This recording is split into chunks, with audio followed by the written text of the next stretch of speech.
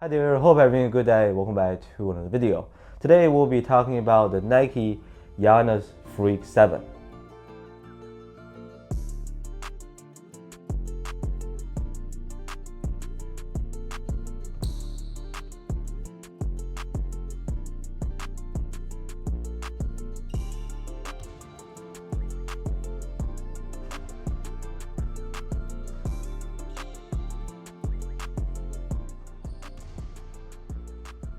So strange things are happening on the basketball shoe market. Nike decided to lower the retail price by $20 to $30 this time. The Freak 7 goes for 115 US dollars. Previous version, Freak 6, was at 140 retail. Could be more or less depending on the colorway. Freak 5 and 6 have seen at the Nike clearance store going for like $40 to $60. This one will eventually end up on sale too, I'm sure. Anyways, I do not recall Nike dropping the price of their hoop shoes on the newest version. Well, at least I can't think of a case like that on top of my head right now. Adidas recently did this on their Dame 10, lowering the price by $30. Under Armour did that on the Curry 12. It was $20 cheaper than the previous Currys. Yeah, if this is becoming a trend, I'm all in for it. Maybe it's because brands are starting to realize that consumers' willingness to pay is decreasing. Our purchasing power has also taken a hit recently. If they open up the order list on release day, it might be mostly reviewers. Can I get a like? However, there is a fundamental difference between what Nike did here and what Adidas and Under Armour did. Let's get right into it. As to how the Freak 7 performs, the midsole uses Cushlon 3.0, and that's it. They took out the forefoot zoom unit. Let me just be absolutely straight up. Did this feel like a huge downgrade? Nope. Because it wasn't like, oh, the Freak 5 and 6 were very bouncy and responsive because of the zoom unit. Now it just feels like a brick. Nope, that is not the case. The foam feels really soft. It is full length, so transitioning from front to back goes fluently. Very comfortable underneath. I could use the word delicious here. Just keep in mind we're getting a soft and comfortable midsole, not a bouncy or springy one. Average weight, 420 grams for size 10.5.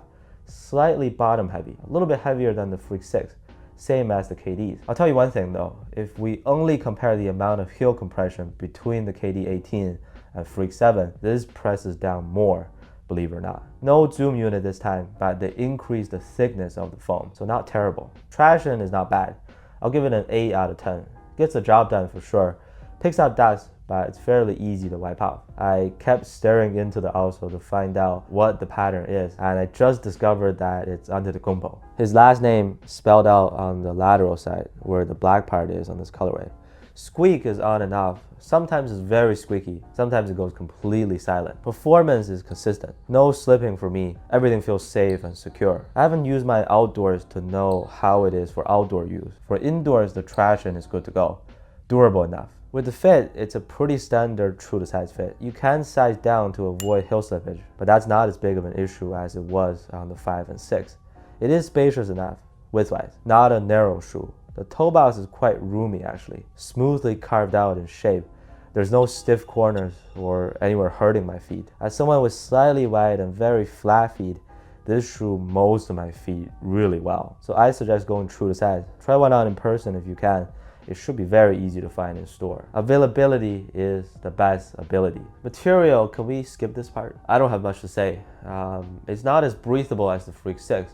On the bright side, containment and support got improved. My feet weren't protruding out to the side too much. Remember when I did the update on the Freak 6? The more you play in it, the upper continues to get loose over time. It got to a point where I think it lacks some rigidity or firmness. Obviously it's still early with this one, but I can feel that this will be much better in that aspect. Stronger torsional support, doesn't bend as easily. That's the only thing you need to know. Overall, I think this is a decent performer. Decent at best. Nike took away the zoom unit and compensated us with a $25 price drop and a thicker foam, basically.